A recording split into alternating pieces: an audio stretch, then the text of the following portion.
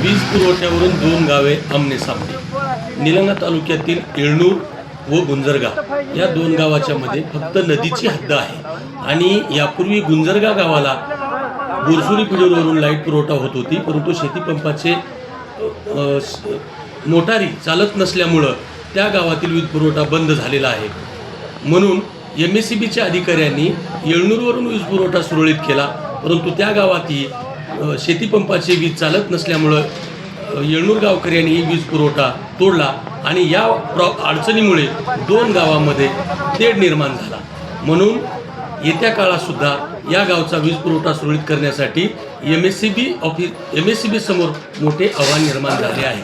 म्हणून यापुढच्या बातम्यांसाठी आपण आणि बातमीच्या कुंडलीसाठी चॅनलला सबस्क्राईब करा आणि लाईक करा, फॉरवर्ड करा। धन्यवाद।